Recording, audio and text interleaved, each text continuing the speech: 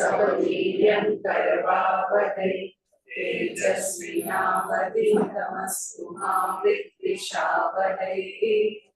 ओम शांति शांति शांति। श्रुति स्मृति पुराणानाम् आलयं करुणालयं नमामि भगवत्पादं शंकरं लोकशंकरं शंकरं शंकराचार्यं केशवं बादरायणं सूत्रभाष्यकृतौ वन्दे भगवन्तो पुनः पुनः। ईश्वरो गुरुरात्मेति मूर्तिभेदविभागिने व्योमवद्व्याप्तदेहाय दक्षिणामूर्तये नमः। ओम।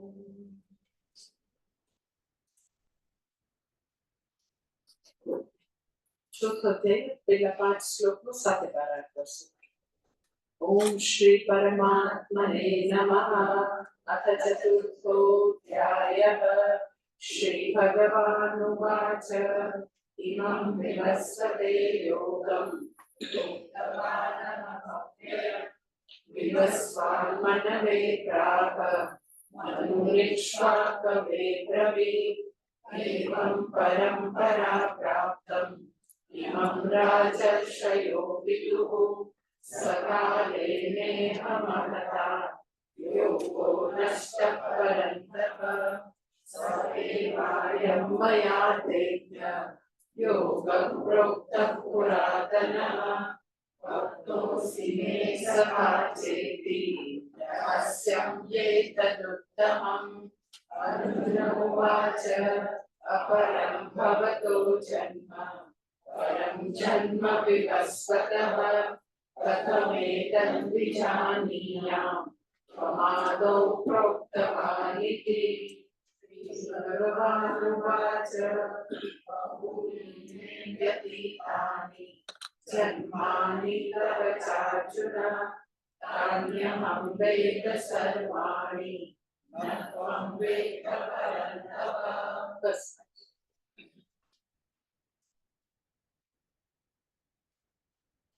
ગઈકાલે ત્રીજા શ્લોકમાં આપણે જોયું કે ભગવાન અર્જુનને કહે છે કે હું તને જે બ્રહ્મ વિદ્યા અત્યારે મેં આપી એ કોઈ નવી વસ્તુ નથી. સૃષ્ટિની શરૂઆતમાં વેદમાં જે વિદ્યા પ્રતિપાદિત કરેલી છે એ જ હું તને આપું છું. એટલે ભગવાને કોઈ નવા યોગની શરૂઆત નથી કરી. વેદ પ્રતિપાદિત વસ્તુ જ ભગવાને ભગવદ ગીતામાં કીધી છે. એટલે તમે એ શ્લોક આપણે ગીતા ધ્યાન શ્લોકમાં બોલીએ છીએ સર્વોપનિષદો ગાવહતોત્થાનો પાલનંદન પાર્થો વત્સ સુધીર્ભોક્તા દુગ્ધમ ગીતામૃતમ મહત. એ બધા જ વેદને અંતર્ગત બધા ઉપનિષદ છે અને બધા ઉપનિષદોનો અર્થ ભગવાને ભગવદ ગીતામાં કરેલો છે. એટલે ભગવાન ખુદ અવતાર ધારણ કરીને આવે તો પણ એને એવો કોઈ નવો પલટો રચવાની કોઈ જરૂર લાગી નથી. ભગવાન જે વેદની વાણી છે એ જ ભગવદ ગીતામાં ભગવાન કહે છે. એટલે આપણે જે ભગવદ ગીતા ભણી રહ્યા છે એ બધા ઉપનિષદોનો નિચોડ છે. ઉપનિષદ તમે ભણી શકો છો ત્યારે મુંડક ઉપનિષદ તો એને મૂળ ગ્રંથ કહેવાય. એટલે ગીતાજી ઉપનિષદમાંથી આવે છે. મૂળ ગ્રંથ ભણવાનું મળે એ બહુ પરમ સૌભાગ્ય કહેવાય. એટલે મૂળ ગ્રંથ એટલે તમે સાક્ષાત વેદનું અધ્યયન કરી રહ્યા છો. એટલે મુંડક ઉપનિષદ ઇઝ પાર્ટ ઓફ અથર્વવેદ. તો એસએસ આપણને અથર્વવેદ ખોલીને તમને કઈ ગુણતા કે એના કે મંત્ર તમને સૂઝે નહીં. એટલે અત્યારનો યુગ એવો છે કે એમાં જો આપણને કોઈ મૂળ ગ્રંથ ભણાવે કોઈ ગુરુજન તો એ બહુ જ મોટી કૃપા છે. ભગવદ ગીતા મૂળ ગ્રંથનો નિચોડ જે છે એ ભગવદ ગીતા છે. ભગવાન કહે છે કે સ એવ અયમ યોગ. જે પહેલા મેં વેદમાં કહ્યું એ જ મેં તને અત્યારે પ્રતિપાદન કર્યું. સવાલ એ થાય કે ભાઈ અત્યારે શા માટે 12 વર્ષ હું વનમાં હતો, કમ્પલસરી અમને વનવાસ મળેલો હતો, 1 વર્ષ અજ્ઞાતનો હતો, ત્યારે બી અમે ક્યાં હતા તો તમને તો ખબર હતી કોઈ વિરાટ રાજાને ત્યાં છીએ. ધૌમ્ય ઋષિએ એમને સલાહ આપેલી હતી કે આવી રીતે જજો, પાંચે પાંચ એક સાથે નહીં જતા, વારાફરતી જજો, અને જે રાજા કે જે કોઈ શાસકો એની બહુ નજીક બી નહીં જતા, બહુ દૂર બી નહીં જતા. તો એ બધી ભગવાનની બધી કૃપાને કારણે ઋષિઓ એમને ખૂબ સરસ સલાહ સૂચન કરી હતી. એટલે અજ્ઞાતવાસનું વર્ષ લગભગ બાયલા જેનું સારું નીકળ્યું. તો એમ કે 13 વર્ષ અમે લોકો ત્યાં હતા, તો ત્યારે આ ઉપદેશ શા માટે ના હતો? અને અત્યારે તમને લાગે છે કે રણભૂમિ એ આ ઉપદેશ માટે કોઈ બી રીતે સારું સ્થાન હોય? જ્યારે 40 લાખ યોદ્ધા ઉભા હોય, એટલા બધા રથ, એટલા બધા હાથી, એટલા ઘોડા, એટલો બધો એવો ભયંકર સંગ્રામની વચ્ચે મહાભારતના યુદ્ધની મધ્યમાં અત્યારે તમે ઉપદેશ આપો છો? એ વખતે તો એકદમ શાંતિ હતી, વનમાં હતા, અને યોગ્ય માહોલ હતો, યોગ્ય સ્થાન હતું. તો આજે શા માટે, અત્યારે શા માટે? તો જવાબ સાવ સીધો છે. અત્યારે તે પૂછ્યું, બ્રહ્મ વિદ્યા જે છે એ કોઈ દિવસ પ્રારબ્ધની લકીરોમાં નથી. એ પુરુષાર્થનો વિષય છે. એ પૂછવાથી જ પ્રાપ્ત થાય. એવું થોડું કઈ આપણે ગુજરાતી માંગ્યા વિના માય ના પીરસે, એવું થોડું કે માય એવું થોડી કરવાની હોય. તો એવી કહેવત એટલા માટે આવી કે વ્યક્તિને ભૂખ લાગે તો એ માંગે, એમ જ્ઞાનની ભૂખ લાગે તે દિવસે વ્યક્તિ ગુરુના શરણે આવે. અને એ દિવસે શિષ્ય એવું કહે કે શિષ્ય સ્નેહમ શાદીમાં કામ પ્રકરણ. એટલે એ જન્મો જન્મની જ્ઞાનની ભૂખ જાગૃત થવી જોઈએ.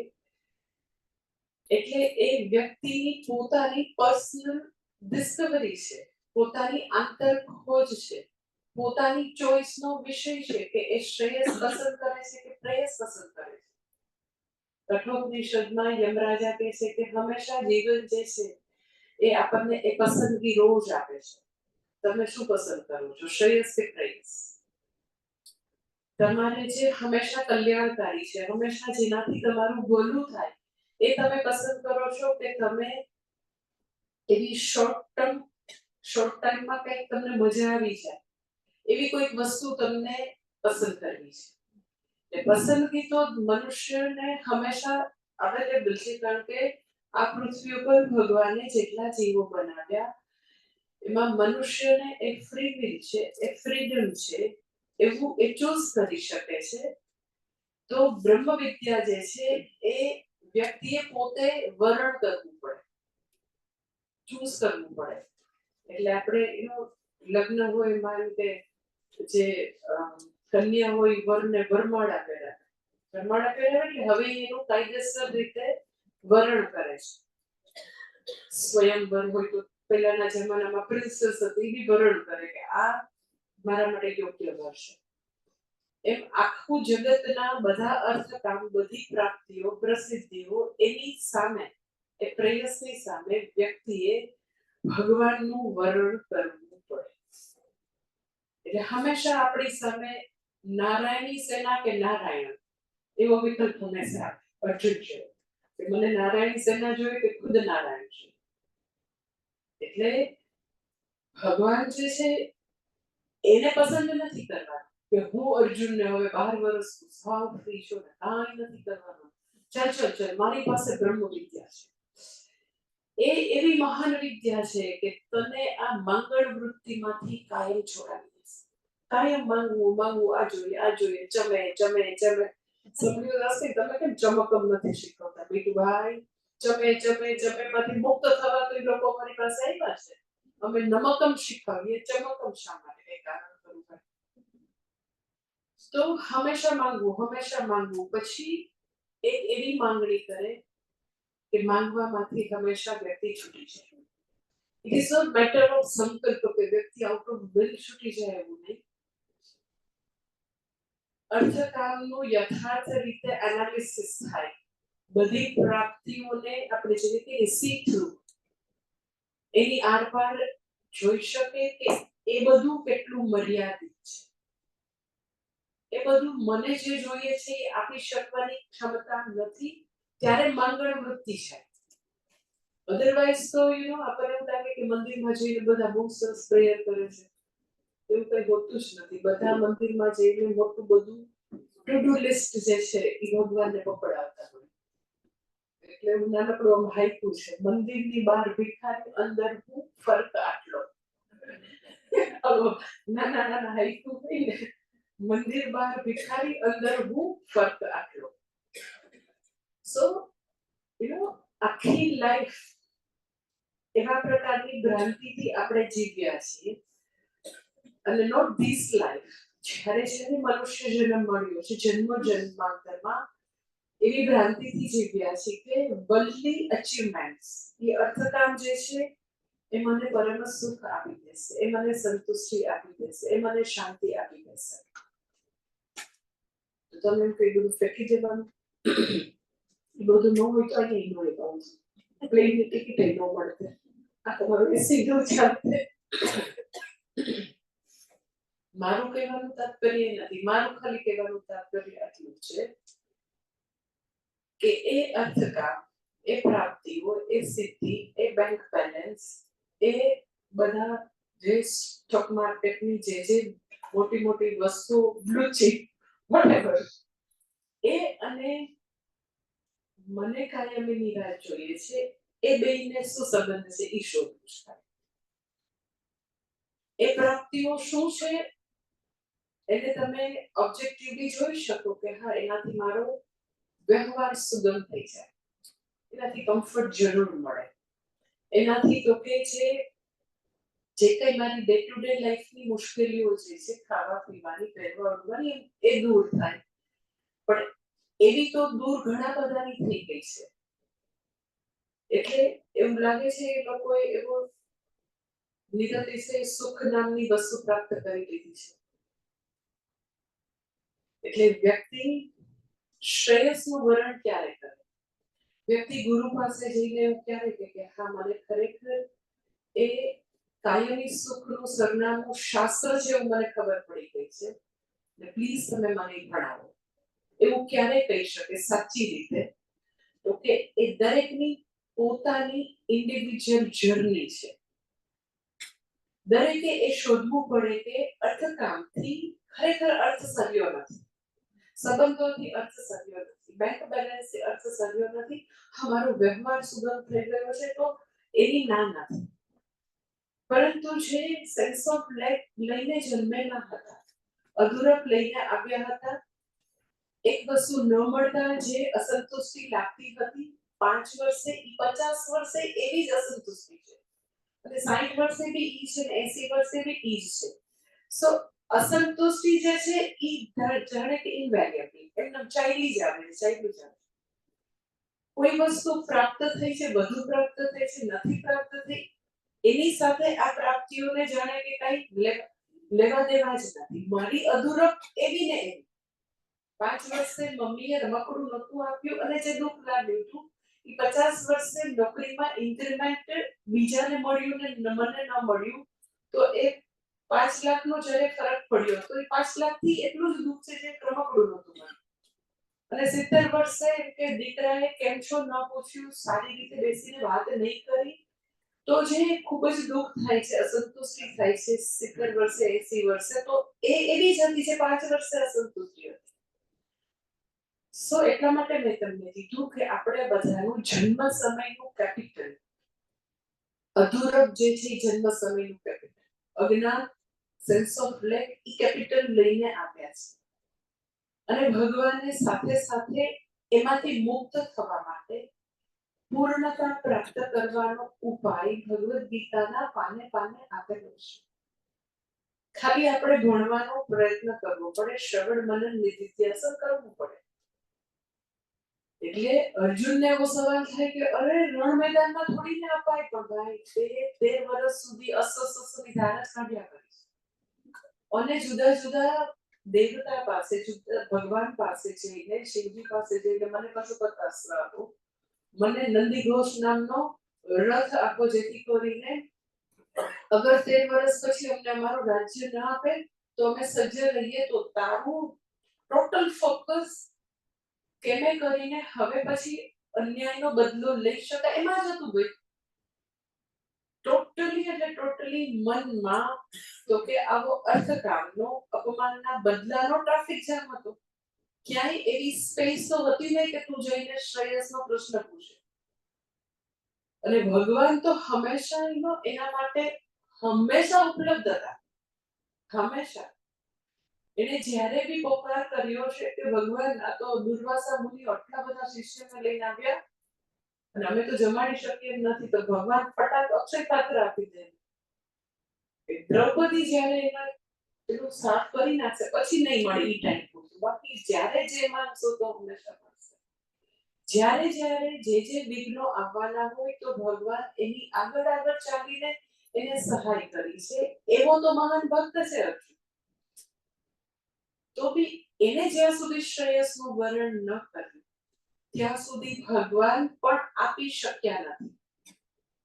શા માટે આપી નથી શક્યા? તો કે એ માંગવાનો વિષય છે, એ વ્યક્તિનું પોતાનું આંતરિક વિશ્લેષણનો વિષય છે. વ્યક્તિને પોતાને અર્ધકામની મર્યાદા સમજાય, નિરર્થકતા સમજાય. ઓર યુ કેન સે કે જે સતત આપણે ઝંખીએ છીએ અને સતત કરી રહ્યા છીએ એ વચ્ચે કોઈ કનેક્શન નથી, એ સમજાવવું જોઈએ. There is absolutely no connection between what I seek and what I am doing all the time. I am seeking all the time like નિત્ય વસ્તુ, નિત્ય સુખ ઝંખીએ છીએ, કરી રહ્યા છીએ એમાંથી નિત્ય સુખ નામની વસ્તુનો છાંટો બી નથી. એટલે આદિ શંકરાચાર્યજીના ભાષ્યમાં એક જગ્યાએ એવું લખે છે ઇહ સંસારે સુખસ્ય ગંધ માત્રમપી નાસ્તિ. એટલે બિલકુલ નથી. જે કરી રહ્યા છીએ એમાંથી મને જે જોઈએ છે એ નથી મળી રહ્યું. મને જે જોઈએ છે એ કંઈક જુદી જ વસ્તુ છે. નિત્ય સુખ છે, નિત્ય તૃપ્તિ છે, પરમ સુખ છે, પૂર્ણતા છે. અને એ તો કે ફોર્ચ્યુનેટલી એ મારું સ્વરૂપ છે. શાસ્ત્ર પોકારીને કહે છે કે તું સતત જેને શોધે છે એ જ તારું સ્વરૂપ. મને કાં અનુભૂતિ નથી? ઓકે, એટલા માટે શાસ્ત્ર નથી અનુભૂતિ, કારણ કે અજ્ઞાન છે. અજ્ઞાન છે તો જ્ઞાન પ્રાપ્ત કરવું એ જ ઉપાય છે. એટલે તમે કહો કે કર્ણ છે તો ક્ષત્રિય જ છે એકચ્યુઅલી, કુંતીનો દીકરો છે, સૂર્ય ભગવાનના બ્લેસિંગ થી આવેલું છે, તો એ શા માટે દુઃખી છે? કારણ કે સ્વ સ્વરૂપનું અજ્ઞાન છે. એ એવું માને છે કે હું રાધા અને અધિરથનો સારથી પુત્ર છું, તો એને કંઈક કર્મો કરવાનું, આસન પ્રાણાયામ કરવાનું, કોઈ સમાધિમાં જવાની જરૂર જ નથી. જે છે એ શું છે કે સમસ્યા અજ્ઞાનની છે, સ્વ સ્વરૂપનું ભાન નથી. તો જગતગુરુએ આવીને, કૃષ્ણ ભગવાને આવીને એને ભાન કરાવવું પડે કે નત્વમ રાધેય કિંતુ કૌંતેય. જીવની સ્થિતિ બી આવી છે, અજ્ઞાનની સમસ્યા છે.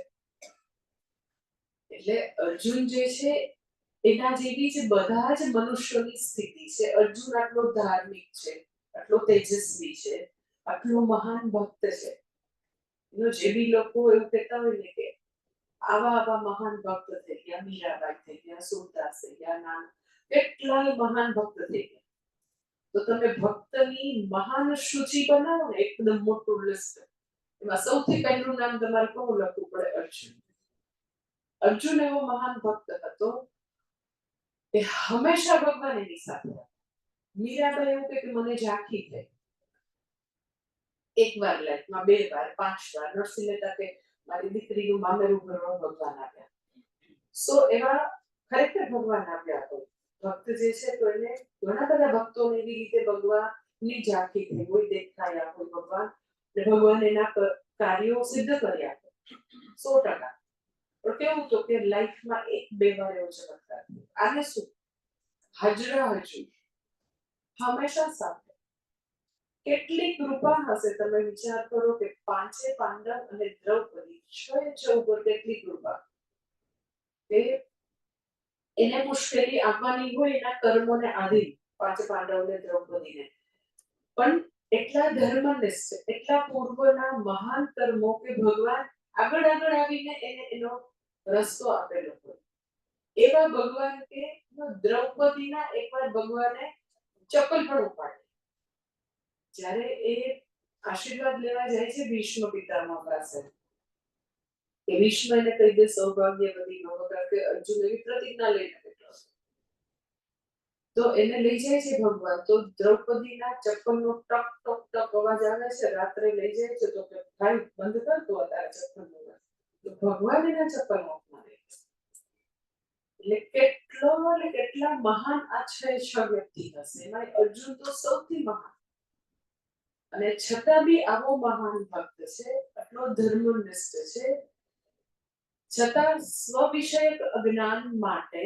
વ્યક્તિએ વરણ કરવું પડે શ્રેયસુ વરણ એને કરવું પડે સર્વોત્કૃષ્ટ ભક્ત છે છતાં હજી જીવનમાંથી શોક ગયો નથી શોક જે છે સ્વ સ્વરૂપના જ્ઞાનથી જ શોક છે અને ભગવાન હાજર છે તો બી એને ભગવાનને પૂછવું પડે ભગવાનને કોઈ એવું નથી કે પૂછવું નહીં તો હું શું કામ આપું નો કારણ કે ભગવાન તો જ પીરસી શકે જો વ્યક્તિને એ ફંડામેન્ટલ પ્રોબ્લેમ એ મૂળભૂત સમસ્યા સમજાય તો સોલ્યુશન આપે એમને તમે સોલ્યુશન કેવી રીતે આપો વ્યક્તિને સમસ્યા જ નથી સમજાણી કે આ અધૂરપ જે છે આ અસંતુષ્ટિ છે એને બાહ્ય પ્રાપ્તિઓ સાથે દૂર દૂર સુધી સંબંધ નથી અને આપણે હંમેશા એવું માનીએ છીએ કે પૈસા આવી જાય એટલે ઓકે થઈ જાય આ ફ્લેટ થઈ જાય હવે બીજા દીકરાનો એટલે ઓકે થઈ જાય દીકરીનું ભવિષ્ય થઈ જશે એટલે ઓકે થઈ જાય આ જે છે હેલ્થનો ઇસ્યુ પ્રોબ્લેમ થઈ જાય એટલે ઓકે થઈ જાય ઓલ ધ ટાઈમ જન્માંતરથી સૌથી મોટી આ ભ્રાંતિ કે બાહ્ય સમસ્યાઓ સુલઝાઈ જશે એટલે હું ઓકે નથી કારણ કે હું ઓકે નથી it has nothing to do with external situation એટલે એ જ્યારે વ્યક્તિ એ મેં તમને કીધું સ્વયંની ખોજ છે કે વ્યક્તિ પોતાના પાસ્ટ એક્સપિરિયન્સ ને બરાબર ઓબ્જેક્ટિવલી એનું એનાલિસિસ કરે કે જો ખરેખર બાહ્ય પ્રાપ્તિઓથી પરમ સુખ પ્રાપ્ત થતું હોત તો કે દિવસમાં આપણે સુખી થઈ શકતા કે 5 યર્સમાં હતા ત્યારે એમ હતું કે મમ્મી આ ટોય લઈ આવી દે ને પછી હું સુખી તો એ સુખ કદાચ એ સંતોષ આવ્યો હતો પણ it was temporary only time Bing એવું લાગ્યું હતું એક કલાક 2 કલાક કે 2 દિવસ પછી પાછું હજી બીજું જોઈએ છે કારણ કે બાજુવાળા ચિંટુ પાસે છે કે બેનને તમે અપાવી દીધું એટલે એની પાસે જે છે એની વેલ્યુ જતી એટલે આવું ટેમ્પરરી સુખ જેવી વસ્તુઓ અનુભવી હોય પણ નિત્ય સુખ સ્વરૂપ સુખ પોતાનું સુખ જે શાસ્ત્ર પોકારીને કહે છે એની અનુભૂતિ થતી એટલે અર્જુને આટલા વર્ષો પછી રણ મેદાનમાં પહેલી વાર એવું કીધું કે ભગવાન બીજા અધ્યાયમાં કહે છે તમે મને ત્રણેય લોકનું નિષ્કંટક અને સમૃદ્ધ રાજ્ય આપો છતાં પણ મને એવું નથી લાગતું કે મારી અંદરનો સંતાપ શાંત થાય મને સુખ થાય મને એ પૂર્ણ આનંદ મળે એવું મને નથી લાગતું એટલે હવે તમે મને માત્ર ને માત્ર જે મારા માટે શ્રેયસ એ જ તમે મને એટલે રણભૂમિમાં ભગવાનને ઉપદેશ આપવાનો ભગવાને કોઈ સંકલ્પ કરીને આપ્યા નહોતા કે હવે અમને રણભૂમિમાં તો આપીશ નો એ સમયે એને ચૂઝ કર્યું એને પોતે જે સિચ્યુએશનલ પ્રોબ્લેમની અંડરનીથ ફંડામેન્ટલ પ્રોબ્લેમને જોવાની તાકાત એ વખતે આવી ઓલ ધ ટાઈમ જે સિચ્યુએશનલ પ્રોબ્લેમ આપણને સતાવતા હોય છે એની અંડરનીથ મૂળભૂત સમસ્યા હોય જ છે કોઈક વ્યક્તિ પોતાના જન્માંતરના પુણ્યના પરિપાકે એ જોવા માટેની એનામાં શક્તિ આવે કે આ બધું સોલ્વ થાય કે ન થાય હું દુખી છું એ કાયમીની સમસ્યા લઈને આવ્યા છે અને મારે હવે એને એડ્રેસ કરવું આ જે છે એ ખાલી પેચવર્ક થી હવે કામ નહીં પતે એટલે કે કોઈને કંઈક પ્રોબ્લેમ હોય રોગ થયો હોય ધારો કે શરદી થઈ છે તો શરદીને તમે એલોપેથી આપીને આમ દબાવી દો. ધેટ ઇઝ તમે સિચ્યુએશનલ પ્રોબ્લેમને અત્યારે હલ કરીશું. તો તમે પ્રવચન લેવાના છે એટલે ભાઈ લઈ લો અત્યારે. વારે વારે હું કંઈક પોલન કે કોઈ વેધર ચેન્જ થાય અને મને શરદી થતી હોય તો મારે ફંડામેન્ટલી એને દૂર કરવી પડે. કંઈક આયુર્વેદ સાચા વૈદ્ય પાસે જઈને એને મૂળમાંથી દૂર કરવી પડે. એ મૂળભૂત રીતે તમે રોગને દૂર કર્યો. એક સિમ્પટમ્સની ટ્રીટમેન્ટ છે, એક મૂળભૂત રીતે. આપણે બધા જન્માંતરથી સિમ્પટમ્સની ટ્રીટમેન્ટ કરતા આવ્યા. જે ભવરોગ જે મૂળભૂત રીતે છે એ આપણે જોવો જ નથી. ઓર યુ કેન સે આપણે સિચ્યુએશન પ્રોબ્લેમમાં એટલા ઉલઝાયેલા હોઈએ છીએ, એટલું ઓવરવેલ્મિંગ હોય કે એવો ચાન્સ નથી મળતો કે અંડરનીથ હું દુઃખી પડું છે એટલે મને સિચ્યુએશન સતાવે છે, એ મને દુઃખી કરે છે. સિચ્યુએશનમાં એવી તાકાત નથી કે મને દુઃખી કરે. એટલે અર્જુન પહેલી વાર રણભૂમિમાં ચતુર્વિધ પુરુષાર્થનું યથાર્થ વિશ્લેષણ કરી શક્યો કે અર્થકામ જે છે ખરેખર મને જે જોઈએ એ આપે એવી એનામાં તાકાત નથી. એટલે કે છે ત્રણેય લોકોનું નિષ્કંટક સમૃદ્ધ રાજ્ય મળે તો બી મારી સમસ્યા સુલઝાશે નહીં. માટે શિષ્ય સ્નેહમ શાદીમાં સ્વામ કરવાનું. હવે ઘણાને એવો પ્રશ્ન થાય કે અર્જુન તો બરાબર છે, એને મૂળભૂત સમસ્યા જોઈ શક્યો, એને પૂછ્યું, પણ તમને લાગે છે ભગવાનને ત્યાં 40 લાખ લોકો ઉભા હોય ત્યારે ભગવાને ઉપદેશ આપ્યો, બધા ત્યાં શું કરતા હતા? આવા પ્રશ્ન થાય. અરે ભગવાન છે, ભગવાન જો અર્જુન સાથે વાત કરતા હોય તો ભીષ્મ વગેરેને ખબર હતી કે આ કોઈ મનુષ્ય નથી ભાઈ. ભગવાન ખુદ વાત કરી રહ્યા છે તો બધા ઉભા રહી જાય. અત્યારે સપોઝ સ્વામીજી, બે સ્વામીજી અહીંયા આવીને આપણા સ્વામીજીને સાક્ષાત કૃપાનંદજી અહીંયા આવીને વાત કરતા હોય સપોઝ, તો તમે બધા શાંતિથી બેઠા રહો કે બે મહાત્મા અત્યારે વાત કરી રહ્યા છે, આપણે ફોનમાં રડાડી હલો ન કરે. એ લોકો કંઈક ઇમ્પોર્ટન્ટ વાત કરતા હશે તો ક્લાસ સમજાવી દીધો હશે, કંઈક એવી ઇમ્પોર્ટન્ટ વસ્તુ હશે તો આપણે હવે શાંતિથી બેસો. એ તો એકદમ સામાન્ય કર્ટસીની વસ્તુ છે ને. તો ભગવાન અર્જુન સાથે કંઈક ઇમ્પોર્ટન્ટ વાત કરી રહ્યા છે તો બધા લોકો અઢી કલાક ઉભા રહી ગયા. કોઈ સવાલ જ નથી. આખી ભગવદ ગીતાનું પારાયણ કરો તો અઢી કલાક થાય. અને ભગવાને પછી એમ નથી શ્રી ભગવાન ઉવાચ, ભગવાન એવું ન કીધું. અર્જુન ઉવાચ એવું તો ના છે.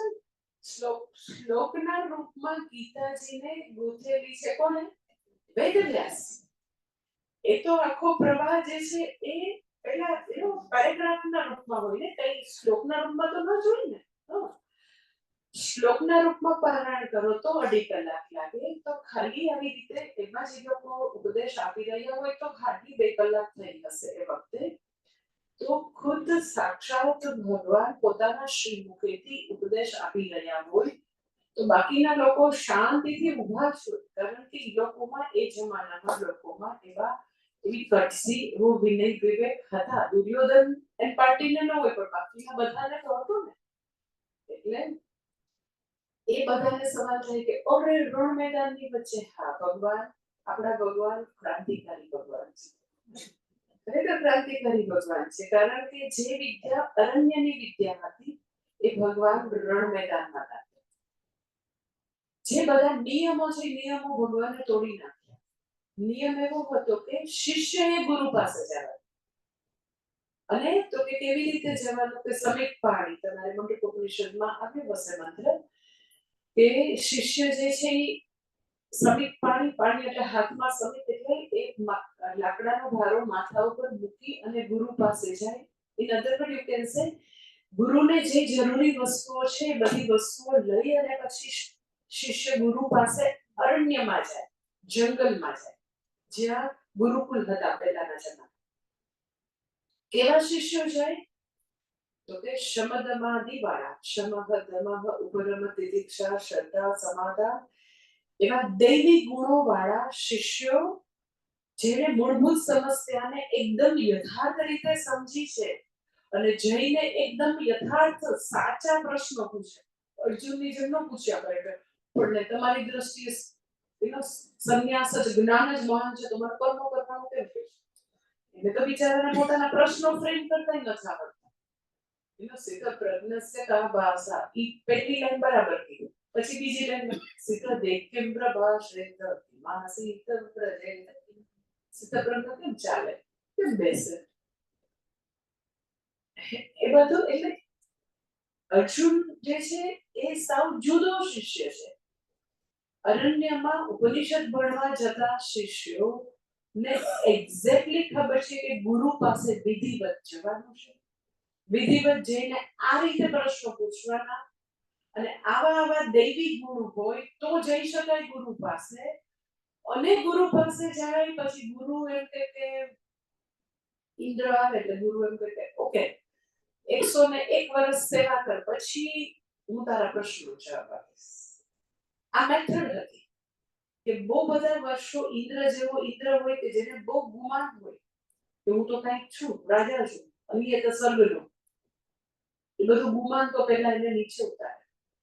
બધા સામાન્ય જનની જેમ એની પાસે બહુ બધી 100 યર્સ સુધી સેવા કરાવે. પછી ઘણા ગુરુ એમ કે મારે તું પૂછીશ અને ઉત્તર આપવો હશે તો હું આપીશ, પેલા સેવા કરી જોઉં. એટલે ખરેખર આ મેથડ હતી. આપવો હશે તો આપીશ એટલે શું, તો કે એને એટલા વર્ષોમાં સમજાય કે આ વ્યક્તિમાં પાત્રતા છે કે નહીં. પાત્રતા નથી તો ભણાવતા નહીં. આખી મેથોડોલોજી નથી ભણાવવાની. ભગવાન ક્રાંતિકારી છે, હું એટલા માટે કહું છું કે અરણ્યની વિદ્યા ક્યાં લાવ્યા? અરણ્ય. આપણો ભૈલો કેવો છે? શમ દમ ઉપરમ તિતિક્ષા શ્રદ્ધા શાંતો દાંતો એવો છે કે ના વિચારો અત્યંત સંતપ્ત છે. હજી હમણાં તો પહેલા અધ્યાયમાં એની આંખમાં વિષાદ, આમ અશ્રુપૂર્ણ નેત્ર વાળો છે, વિષાદગ્રસ્ત હૃદય વાળો છે, અપમાનની આગ ભરેલી છે. 13 વર્ષ સુધી દ્રૌપદીના છૂટા વાળને જોયા છે. ભયંકર અને ભયંકર આગ અંદર છે કે જેવો દુશાસન સામે આવે ને એટલે ચીરી નાખે. એટલે ક્યાં શાંતિ છે? હંમેશા આખી લાઈફ કૌરવો થકી, ધૃતરાષ્ટ્ર થકી ભયંકર અપમાનો સહન કરેલા છે એવી વ્યક્તિ છે. આપણે જેને ગુજરાતીમાં કંઈક બળેલી જડેલી વ્યક્તિ. ક્યાં શાંતો દામતો એવી વ્યક્તિને ક્યાં અર્જુન. પાત્રતા એની શું છે તો કે પરમ શ્રદ્ધાવાન છે, એની પાત્રતા. અને બીજી મહાન પાત્રતા કે એ રણભૂમિની મધ્યમાં જીવનની મૂળભૂત સમસ્યાને જોઈ શકે છે. જે દિવસે તમે જીવનની મૂળભૂત સમસ્યાને જોઈ શકો કે એક્ઝેક્ટલી મને શું જોઈએ છે, શેની ખોજ છે, એ દિવસથી તમે ખરેખર ભણવાનું ચાલુ કરી દો. તમે એમ કે બાકી ખાન પવિત્ર થયા કહેવાય. સાચે બાકી જે બી શ્રવણ છે, જ્યાં સુધી પુરુષાર્થ વિશ્લેષણ ન થાય, જ્યાં સુધી એક્ઝેક્ટલી મને શું જોઈએ છે એ ખબર નથી, ત્યાં સુધી ઉપનિષદ અને ગીતા તમને જે બી આપ્યા કરે એ સંસ્કારોનું સિંચન થાય છે, નો ડાઉટ. એ શ્રેષ્ઠ સંસ્કારો આવે છે, પણ ચતુર્વિધ પુરુષાર્થનું વિશ્લેષણ અને એક્ઝેક્ટલી મને આ જ જોઈએ છે, શ્રેયસ જ જોઈએ છે. જે બીજા અધ્યાયનો મેં તમને કીધું, આખા બીજા અધ્યાયનો નિચોડરૂપ શ્લોક હોય તો છે વ્યવસાયિકા બુદ્ધિ એકેહ કુરુ નંદન બહુ શાખા પુત્યનંતાસ બુદ્ધયોગ વિસાયિનામ. એટલે વ્યક્તિને એ નિશ્ચયાત્મિકા બુદ્ધિ ઉત્પન્ન થવી, that is ઈ સૌથી મહાન ડિસ્કવરી, સૌથી મહાન લાઈફ. તો અર્જુનની પાત્રતામાં પહેલું તો કે પરમ શ્રદ્ધા, બીજું મહાન વસ્તુ શું તો કે પોતે ફંડામેન્ટલ પ્રોબ્લેમને સમજે છે કે મને શું જોઈએ છે, અને જે મને અત્યારે આ યુદ્ધને અંતે વિજયથી જે પ્રાપ્ત થશે એનાથી મારી સમસ્યા સુલઝાશે નહીં ખબર પડી. વિજય મળી જાય ખાલી ભારત વર્ષનું રાજ્ય નહીં, ત્રણેય લોકનું રાજ્ય મળે તો બી મારી સમસ્યા સુલઝાવાની નથી. In other words, all the time what I am seeking એ નિત્ય સુખ છે, અને મારા કર્મો થકી what I am going to get, આ અત્યારે રણભૂમિમાં 18 દિવસ પછી જે મળશે એટલે હું પરમ સુખ પ્રાપ્ત થઈ જાય એવું હવે નથી થવાનું અત્યારે સમજા. એટલે ભગવાન ક્રાંતિકારી ભગવાન આપણા છે કે આવી રીતે અરણ્યની વિદ્યા રણભૂમિમાં લાવ્યા, કારણ કે અત્યારે એ પુરુષાર્થ નિશ્ચય કરી શક્યો, મૂળભૂત સમસ્યાને સમજી શક્યો, તો ભગવાને તરત જ તો કે ઉપદેશ આપવાનું શરૂ કર્યું. એટલે રણભૂમિમાં જ આપ્યો, બે સેનાની મધ્યમાં ઉભા રહીને જ આપ્યો, અને બધા લોકો ત્યારે શાંતિથી ઉભા રહીને એ લોકો વચ્ચે શું સંવાદ છે જસ્ટ બધા ઓબ્ઝર્વ કરી રહ્યા છે. ખાલી સંજયને એ વસ્તુ સંભળાઈ રહી હશે, સંભળાઈ રહી હતી. એટલે સીધે સીધું કોઈને ભગવાને ઉપદેશ આપ્યો હોય તો અર્જુનને, અને પેલેસમાં કોઈને સંભળાય અને જોઈ રહ્યું હોય તો સંજય, એ જ વખતે સાયમલ્ટેનિયસ. એટલે ખરેખર એ વખતે ત્યાં જ ઉપદેશ આપ્યો, કારણ કે ત્યારે પૂછ્યું. બીજો સવાલ એ થાય કે પાંચ પાંડવોમાં યુધિષ્ઠિર તો ધર્મપુત્ર છે, પછી ભીમ પણ એટલો મહાન ભક્ત છે ભગવાનનો, સહદેવ નકુલ બી છે, વિદુર બી છે, ભીષ્મ પિતામહ છે, બધા મહાન લોકો છે. તો તમે કોઈને પસંદ ન કર્યું અને તમે ઉપદેશ આપવા માટે અર્જુન જ શા? તો ભગવાન એનું બી રીઝન આપે છે બીજી લાઈનમાં કે તું મારો સખા છો અને તું મારો ભક્ત છો.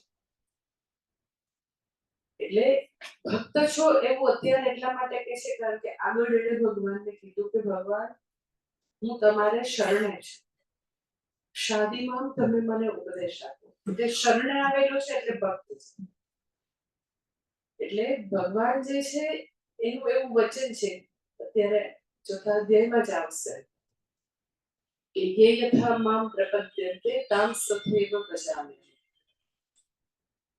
ભગવાન પાસે તમે જે વસ્તુ માંગો ભગવાન જે છે એ આપવા માટે હંમેશા તૈયાર છે.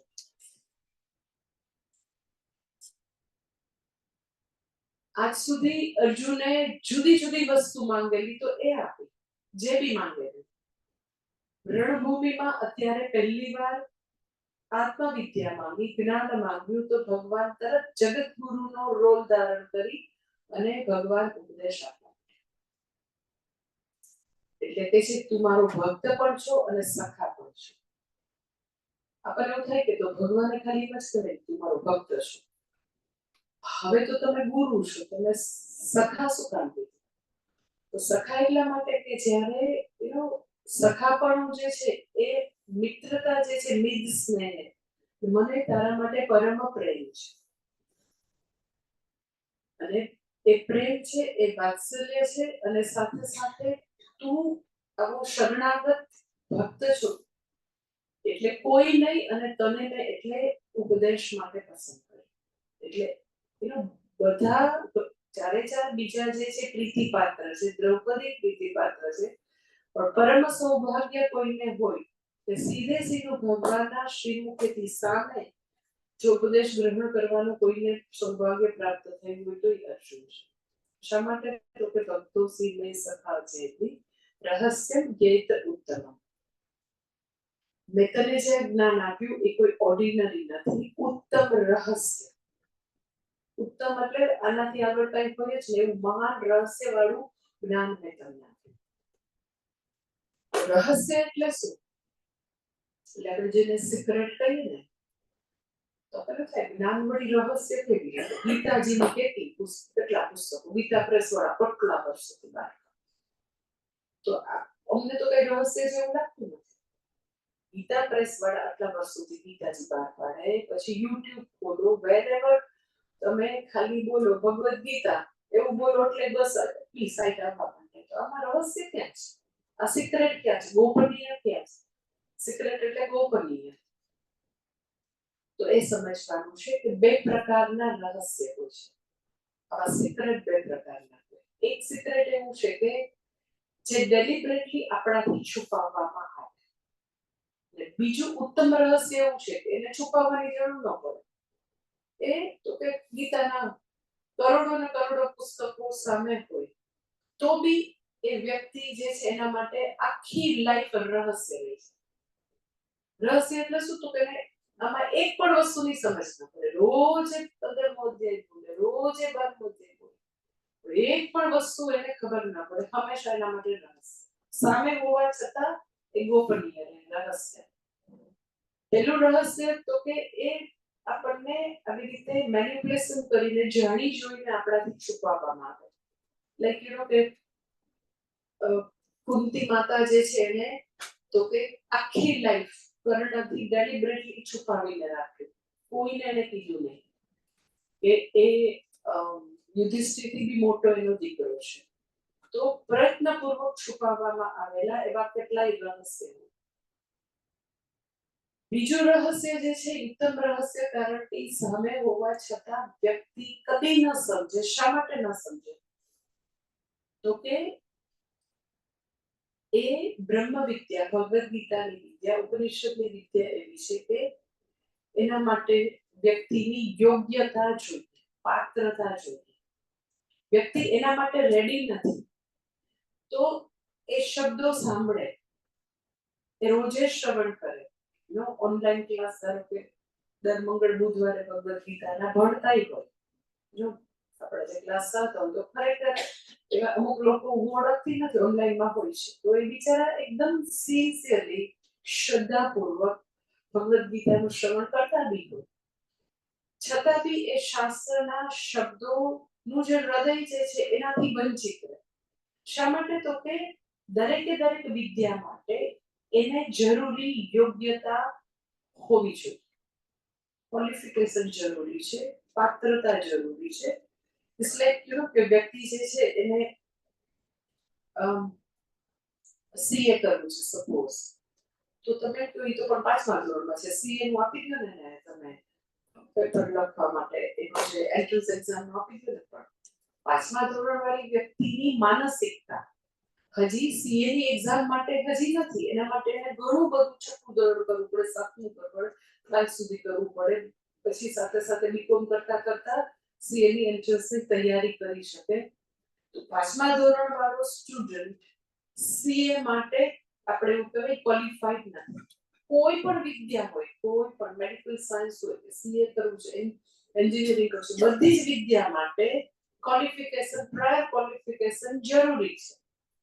તો બ્રહ્મ વિદ્યા માટે બી જરૂરી છે.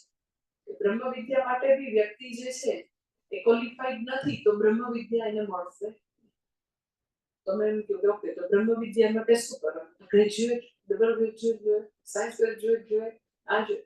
બ્રહ્મ વિદ્યાની પાત્રતા એ કોઈ નથી. દુનિયાવી વિદ્યા જે છે બ્રહ્મ વિદ્યાની પાત્રતા નથી, પરંતુ વ્યક્તિ જે છે એ યુનિવર્સલ વેલ્યુઝ એની લાઈફમાં છે. વ્યક્તિ જે છે સત્યના માર્ગે ચાલે છે, અહિંસાના માર્ગે ચાલે છે, નેકીના માર્ગે ચાલે છે, કોઈને દુભવતી નથી, મેનિપ્યુલેશન નથી કરતી, વ્યક્તિ લાંચ રૂશ્વત નથી લેતી, વ્યક્તિ શુદ્ધ જીવન જીવે છે. એ બધી એની પાત્રતા છે. વ્યક્તિ જે છે સામાન્ય ધર્મનું પાલન કરે છે, વિશેષ ધર્મનું પાલન કરે છે અને પોતાના કર્તવ્ય કર્મો બજાવે છે. એ બધી પાત્રતા છે. વ્યક્તિમાં તો કે ક્ષમા છે, દમઃ છે, ઉપરમ છે, શ્રદ્ધા છે, તિતિક્ષા છે, સમાધાન છે. 13મા અધ્યાયમાં કહીએ તો અમાનિત્વમ, અદમ્ભિત્વમ, અહિંસા, શાંતિ, આચરમ, આચાર્યોપાસનમ, શૌચમ, સ્થૈર્યમ, આત્મવિનિગ્રહ, આ બધી પાત્રતાની વસ્તુ છે, ક્વોલિફિકેશન. એટલે તમે કહો કે ઉત્તમ રહસ્ય છે, અમે તો યુટ્યુબમાં સાંભળી, એમાં હું ઉત્તમ રહસ્ય ઓકે સાંભળી શકાય નો, અને સાંભળીને કદાચ મેમરી આપણી સારી હોય, પછી શબ્દ સાધુત્વ હોય, વ્યક્તિને વક્તૃત્વ કલા એની બહુ સારી હોય તો પ્રવચન બી આપી શકે, એનો સાંભળી બી શકે, પછી બધી જ વસ્તુ મેમરીમાં પોતે હોલ્ડ કરીને એને જ્યાંથી સાંભળ્યું હોય ન કરતા વધારે સરસ પ્રવચન પણ આપી શકે. અને તોય એ વ્યક્તિ સૌરાષ્ટ્રની ભાષામાં કહું તો કોરી ધાકડ, કાંઈ જ એને અસર ન થાય. એવો જ ગુસ્સો, એવી જ ઈર્ષા, એવી જ મારીતારી, એવી જ ઇન્સિક્યોર, એવી જ સંન્યાસી હોવા છતાં એવી જ વેપારી વૃત્તિ એની હોય. મારી તારી એને ભગવદ ગીતાનો આખા દુનિયામાં પ્રચાર કર્યો હોય તો બી એટલી આસક્તિ, એટલો જ પૈસાનો મોહ, એટલું જ 1000 કરોડ ને 5000 કરોડનું એને બેંક બેલેન્સ કરવું એવું જ એ બીજાને મર્ડર બી કરાવી શકે. આમ ભગવદ ગીતાનો પ્રચાર તો આખી દુનિયામાં કર્યો. પોતે એના કેટલાય પુસ્તકો લખાય, કેટલી એની કેસેટો બહાર પડી. અરે ઈ પોતે ભણાવે, કેટલાયને ઇન્સ્પાયર કરે અને તોય તે એને રતિવાર એનામાં ગીતા ન ઉતરે તો પેલા ન ઉતરે, બિલકુલ ન ઉતરે એવું બની શકે. શા માટે? તો કે ભગવદ ગીતા ભણવા માટે પ્રાયર ક્વોલિફિકેશન જરૂરી છે. એ નથી તો ભગવદ ગીતા આખી લાઈફ એના માટે રહસ્ય, એનું હૃદય કદી ખબર નહીં પડે. એ પોતે ગુમરાહ છે અને લાખોને ગુમરાહ કરે, પોતે કન્ફ્યુઝ અને બધાને લાખોને કરોડોની સંખ્યામાં લોકોને કન્ફ્યુઝ કર્યા કરે. એટલે ઉત્તમ રહસ્ય છે. એટલા માટે પહેલાના જમાનામાં પાત્રતા ન હોય તો કદી મહાત્મા ભગવદ ગીતા, વેદાંત, બ્રહ્મ વિદ્યાનો ઉપદેશ જાહેરમાં કરતા છે. ખૂબ જ ચકાસીને, ખૂબ જ નાણીને તેને તપાસીને બ્રહ્મ વિદ્યા એમ જ નતા. એટલે તમને હવે સવાલ થાય કે ઓકે બ્રહ્મ વિદ્યા જે છે એ જો પાત્ર વ્યક્તિને જ અપાય, ક્વોલિફાઈડ ને અપાય, જેનામાં ખરેખર અધિકારીત્વ છે એને જ અપાય. તો પછી તમે તો કહો છો કે ગીતા ગૃહે ગીતા આપણે પહોંચાડવી છે અને પાત્ર ન હોય એને ન અપાય તો કરવું શું હવે? પ્રચાર કરવાનો કે નહીં કરવાનો? ખરેખર પાત્ર છે કે નહીં નથી પાત્ર એ ખબર કેમ પડે? દુર્યોધન છે કે અર્જુન કઈ એવું આમ લઈને તો ફરાતું નથી, એવી કઈ આપણી પાસે એવી નજર કરતું નથી કે મૂકીને લિટમસ પેપર, લિટમસ પેપરમાં દોડ્યો કે ખબર પડી કે એવું તો કઈ છે નહીં ટેસ્ટ. અને તમે જ્યારે ભણાવો છો દુનિયામાં જઈ તો તમને ખબર છે કોણ ક્વોલિફાઈડ છે, તો તમે તો ભણાવો તો છો ને, શું કામ ભણાવો છો જો પાત્ર ન હોય તો? અત્યારે પહેલી તો વસ્તુ કે પાત્રતા નથી તો રહસ્ય, ઉત્તમ રહસ્ય હંમેશા રહેશે. અમે શા માટે ભણાવે છે એનું રીઝન માટે વાર્તા કહી દઉં તમને. પૂજ્ય સ્વામી જેમને લોકોને કહેતા વાર્તા કહી દઉં તમને એકદમ સમજાઈ જશે તમે શા માટે ભણાવે.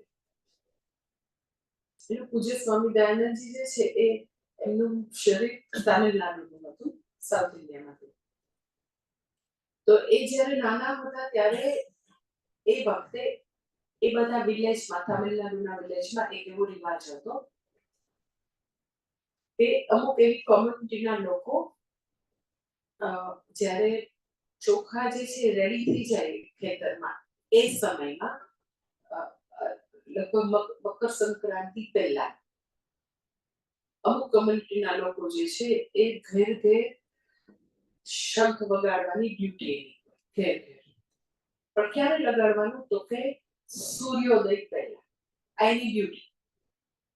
અને એ શંખ વગાડે એટલે એ લોકોનામાં એવી દ્રઢ માન્યતા, બધા પૂર્વજો એવું કહી ગયા હતા કે શંખ વગાડે સૂર્યોદય પહેલા તમારા ઘર પાસે તો તમારે આખું વર્ષ માંદગી ના આવે, એકદમ ઓસ્પિશિયસ કહેવાય. તમારા ઘરમાં પછી એમ કઈ મંગલકારી ઘટનાઓ બને અને બધા રોગ અને બધી એવી પ્રકારના અવરોધો છે એ દૂર રહે. એટલે બધા લોકોને બહુ જ ગમે કે પોતાના ઘર પાસે સવારે સૂર્યોદય પહેલા એને શંખ વગાડવાનું. એટલે ડ્યુટી અમુક કોમ્યુનિટીના લોકોને બહુ બધા વર્ષોથી એ ચાલી જ આવી પરંપરા કે એ લોકોનું કામ જ શું તો કે શંખ વગાડવાનું. ક્યારે તો સૂર્યોદય પહેલા. એ લોકોનું જીવન નિર્વાહ કેવી રીતે ચાલે તો કે ચોખા જે કપાય તો એ રાઈસ જે છે એ બધા લોકો પછી એને આપે એટલે આખું વર્ષ એટલું બધું એને મહેનત ન કરવી પડે, પરંતુ બધા એના ખેતરમાંથી અમુક હિસ્સો ઈશંખ વગાડવાવાળાને આપી દે. પછી એ લોકો એમ કે જ્યારે ચોખા આવે એ લોકોના ઘરે ત્યારે આવીને એ લોકો લઈ જાય. પછી ધીરે ધીરે શું થયું કે એ શંખ વગાડવાવાળા જે લોકો જે છે એના પરિવારમાંથી છોકરા છોકરીઓ તો કે ચેન્નાઈ ને બેંગ્લોર જઈને ભણવા માંડ્યા. એટલે એ લોકોની સંખ્યા ઘટવા લાગી. તો એ લોકો બહુ બધા વિલેજમાં શંખ વગાડવાનું હોય અને સૂર્યોદય પહેલા વગાડવાનો હોય. તો એકચ્યુઅલ ટાઈમ સૂર્યોદય એમ કે 6 વાગે સૂર્યોદય થતો હોય તો એમ કે 5 કે 5:30 કે બહુ બધું 4:30 વગાડવાનું હોય. તો આ લોકોની સંખ્યા ઘટવા માંડી એટલે એ લોકો કોઈની ઘરે 2 વાગે વગાડે, કોઈને ત્યાં 3 વાગે વગાડે, કોઈને ત્યાં 3:30 વગાડે.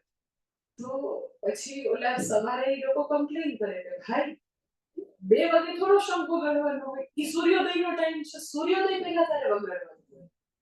તું આવી રીતે 2 વાગે આવીને વગાડે એવું થોડું ચાલે ભાઈ, આ કંઈક ધ્યાન તો રાખ. એટલે પહેલા જે શંખ વગાડવાવાળી જે આખી કોમ્યુનિટીના લોકો જે છે એની પાસે એક સ્ટેન્ડર્ડ જવાબ, સૂર્યોદય જ્યારે થવો હોય ત્યારે થાય, મારું કામ શંખ વગાડવાનું. એટલે જ્ઞાનનો સૂર્યોદય સાધકોમાં જ્યારે થવાનો હોય ત્યારે થાય. અમારા લોકોનું કામ શું થયું કે શાસ્ત્રનો શંખ વગાડવાનો, શાસ્ત્રનો શંખ વગાડ્યા જ કરવાનો. જ્યારે જે લોકોની પાત્રતા હશે, જે લોકો કોઈકને સવારે 5:30 થઈ ગયા છે એવી પાત્રતા છે, તો એ લોકોને શાસ્ત્ર ભણતા તરત જ એ લોકોને જ્ઞાન પ્રાપ્ત થઈ જશે. કોઈને મધ્યાહન રાતના તો કે 12 વાગ્યા છે, કોઈને રાતનો 1 વાગ્યો છે, તો એને હજી બહુ બધી વાર છે, હજી તો ઘોર અંધકારમાં બેઠા છે.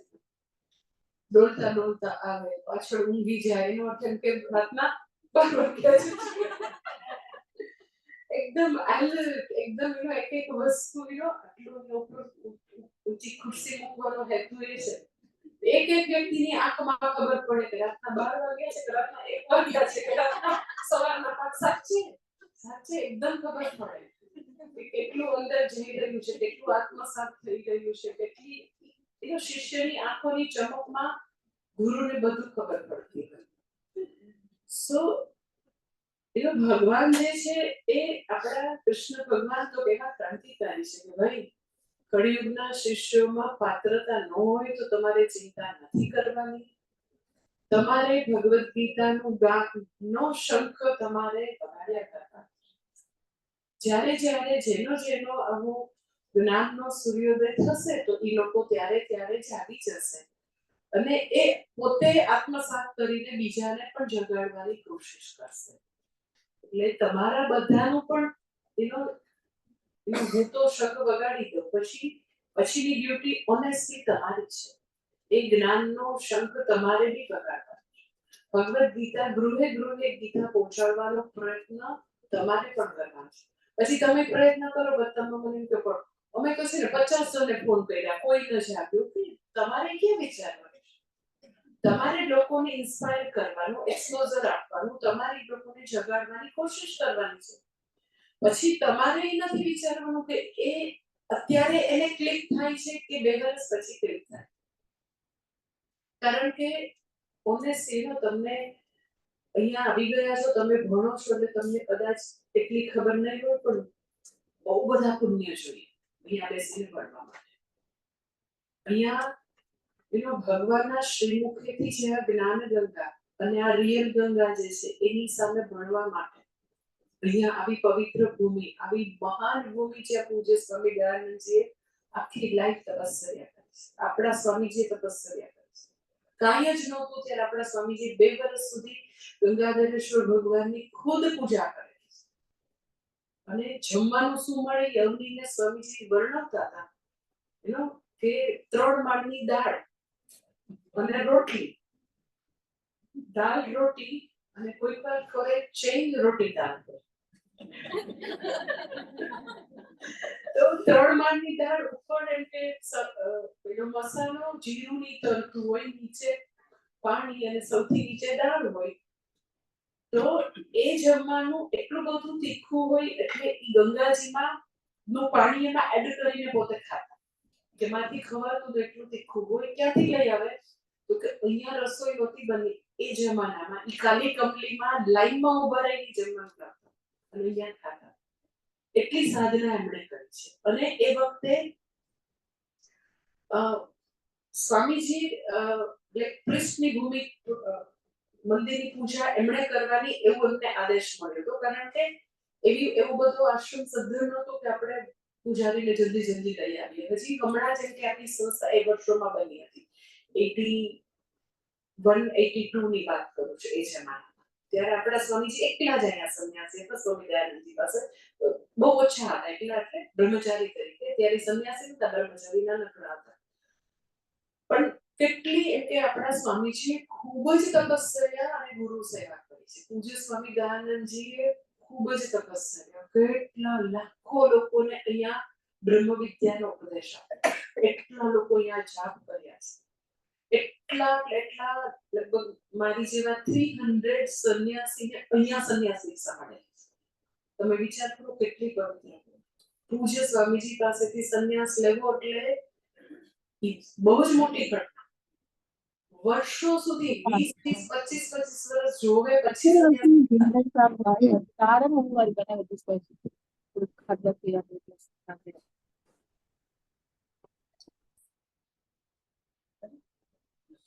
એટલે અહીંયા આગળ ભણવું, ગંગાજીના જે ભગવાન શિવજીની જટામાંથી નીકળેલી ગંગાજી અને અહીંયા જ્ઞાન ગંગા બેઉનો જ્યાં સંગમ હોય, આવી મહાન તપોભૂમિ, જે એક જ માત્ર સ્થાન કે જ્યાં નિસ્વાર્થ ભાવે આટલા વર્ષોથી ખાલી જ્ઞાનનું કામ, કોઈ કોમર્શિયલ એક્ટિવિટી, આવા શુદ્ધ સ્થાન તમે જોઈ આવો છો દુનિયામાં ક્યાં છે. એટલે તમે અહીંયા જેટલા બેઠા છો ને એના માટે ક્રિશ્ચિયાનિટીનો શબ્દ છે chosen few, really chosen few. ખાસ બહુ જ તમારા બધાના, એટલા બધાના વડીલોના, માતા પિતાના બ્લેસિંગ, તમારા વડવાઓના બ્લેસિંગ, તમારો પોતાનો ખુદનું પુણ્ય તપતું હોય તો તમે બેસી શકો. આ કોઈ નાની ઘટના નથી. તમે ના એ તો અમને ફોર્મ આવ્યું હતું ને, નો ફોર્મ તો કેટલાય ના મળતા, 500 જણા મળતા, એટલે બધા આવી ગયા છે. નો, બહુ જ પુણ્ય છે, બહુ જ પુણ્ય છે. એ તો વ્યક્તિ જે છે એ અહીંયા બેસીને બ્રહ્મ વિદ્યાનો ઉપદેશ સાંભળી શકે. એટલે અધિકારીત્વ નથી તો હંમેશા ભગવદ ગીતાનું જ્ઞાન જે છે એ તો કે રહસ્ય રહી શકે. એટલે તમે બધા અત્યારે આવી સરસ રીતે ભણો છો, મને ખૂબ આનંદ છે કે તમે ખરેખર સિન્સિયરલી ભણો છો. તો હવે પછી એમ કે તમે આત્મસાત કરો, પછી એ શંખ વગાડવાનું કામ તમારું છે.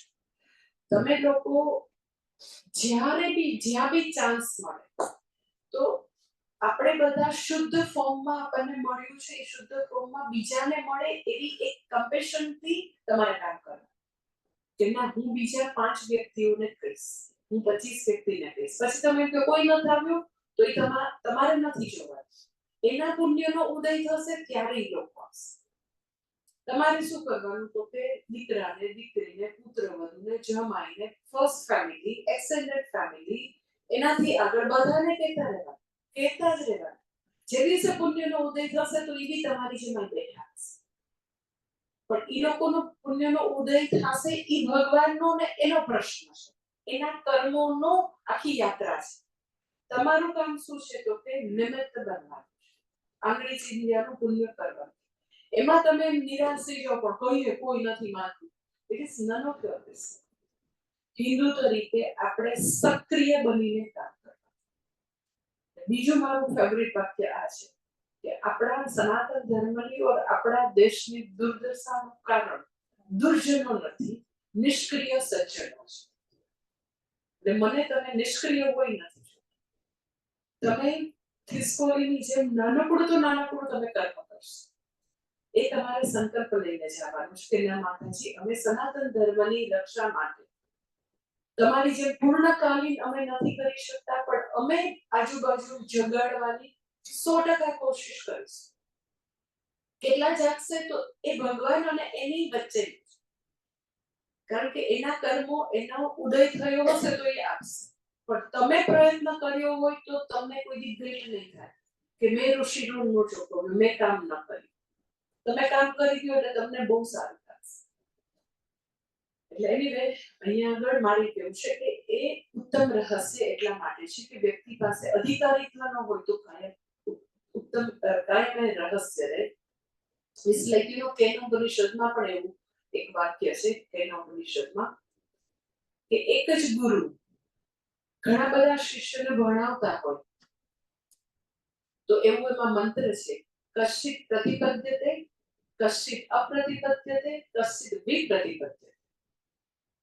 એક જ ગુરુ 100 વ્યક્તિને ભણાવે છે કશ્ચિત પ્રતિપદ્યતે એટલે કોઈ વ્યક્તિ જે છે એને બરાબર સમજ પડે, કશ્ચિત અપ્રતિપદ્યતે તે કાંઈ જ ઘૂસે જ નહીં અંદર, બહુ અઘરું. એક વ્યક્તિને એનો મને ખ્યાલ છે કે આપણા બરોડામાંથી એકદમ આગ્રહ કરીને લઈ આવ્યા કોઈ કલ્પમાં બહુ ડૂબેલા, પછી બહાર નીકળીને અપ્રતિપદ્યતે કાંઈ ન ઘૂસ્યું એટલે આવીને શું કીધું ખબર છે, અરે પણ તમારા માતાજી 60 મિનિટ કેમ લેક્ચર આપે, 10 મિનિટ પછી ઝીંચક ભજન કરવા છે. સાચે કશ્ચિત અપ્રતિપદ્યતે ખરી આમ જેને કહેવાય ને બિલકુલ સમજ ન પડે. હું કાંઈ એવું બહુ ક્લિષ્ટ કાંઈ બોલતી નથી, શાંતિથી પ્રતિપાદન કરું. હું નક્કી કરીને આવ્યો કે મારે 3 બેઝિક પોઈન્ટ્સ ઈઝ ઇલેબોરેટ કરવા છે. બહુ હું આમ ખૂબ જ ક્લિષ્ટ કરું એવું તો મારું લગભગ નથી હોતું એવું હું માનું છું. તો એને એમ લાગે છે કે 60 મિનિટ બોલાતું હશે. સો કશ્ચિત પ્રતિપદ્યતે એટલે કોઈને કેનોપનિષદમાં કે છે શિષ્યને બરાબર ખબર પડે, કોઈને અપ્રતિપદ્યતે બિલકુલ ભાન નથી પડતી. ત્રીજા તો એનાથી આગળ છે વિપ્રતિપદ્યતે. ઈ એક ભાઈ મને આવીને કે બહુ વર્ષો પહેલા વર્ષા કરતી ખબર છે આવી, અરે તમે એકદમ ઓશો રજનીશ જેવું જ બોલો છો. તો આમ જનરલી મને બહુ એકદમ જ મારી કમેન્ટ ન છૂટતી પણ ત્યારે તો બહુ જ ઇરિટેટ થઈ ગઈ. બીજું ભાઈ અપમાન કરવું હોય તો બીજું પર આવું નહીં કહેતો. અમે ભગવાન સદાશિવથી ભગવાન નારાયણથી ચાલી આવતી મહાન ગુરુ શિષ્ય પરંપરાની હું કરી છું. ક્યાં એ વ્યક્તિને ક્યાં હું આવી મહાન શુદ્ધ વ્યક્તિના અમે શિષ્યો છીએ, એટલે અમારો એનો દૂર દૂર સુધી ક્યાંય નાતો નથી ભાઈ. This is for કશ્ચિત વિપ્રતિપદ્યતે કે કદી અને કદી એવી કોઈ એવી વસ્તુઓનું અહીંયા પ્રતિપાદન જે પોતાની જાતને ભગવાન માનતા હોય છે, જે પર્સન સેન્ટ્રિક કલ્ટ જે છે એનું તો હું અહર્નિશ ખંડન કરું છું. અહર્નિશ હંમેશા ખંડન કરું છું. જે પોતે પોતાને ભગવાન બનાવી દે મને ભયંકર વાંધો છે, ભયંકર. અને ઈ ઇરિટેશન તમને દેખાતું હશે મારા પ્રવચનમાં કે ભાઈ હિન્દુને શા માટે ગુમરાહ કરો છે. અમારી પાસે 33 કરોડ ભગવાન છે ભાઈ, કોઈ હવે માણસોને ભગવાન બનાવવાની ક્યાં જરૂર છે. અને ઈ લોકો સામે મને ભયંકર વાતો છે કે જેને કૃષ્ણ ભગવાનને ખસેડીને કોઈ મનુષ્યને મૂર્તિ રૂપે બેસાડી દીધા, કાલી માતાને ખસેડીને કોઈ મનુષ્યને બેસાડી દીધા, મને ભયંકર વાતો. કારણ કે હિન્દુઓને શા માટે ગુમરાહ કરતા, બિચારા શ્રદ્ધાવાન છે એટલે એનો જો વ્યક્તિ જે છે એનામાં પાત્રતા નથી તો કેનોપનિષદ પણ એવું કહે છે કે આવી રીતે વિપ્રતિપદ્યતે અપ્રતિપદ્યતે થવાનું. એટલે in short you can say વ્યક્તિને શ્રોત્રિય અને બ્રહ્મનિષ્ઠ ગુરુ ન મળ્યા હોય તો આખી લાઈફ ભગવદ ગીતા અને ઉપનિષદનું જ્ઞાન એના માટે રહસ્ય છે. એટલે ભગવાન કહે છે કે મેં તને આ ઉત્તમ રહસ્ય નું જ્ઞાન આપ્યું કારણ કે તું અધિકારી છે, તું મારો સખા છો, તું મારો ભક્ત છે. હજી આગળ ભગવાન કહે છે પછી સેશનમાં ઓમ પૂર્ણમદ પૂર્ણમિદં પૂર્ણાત પૂર્ણમુદચ્યતે પૂર્ણસ્ય પૂર્ણમાદાય પૂર્ણમેવાવશિષ્યતે. ઓમ શાંતિ શાંતિ શાંતિ. હરિ ઓમ શ્રી ગુરુભ્યો નમઃ. હરિ ઓમ.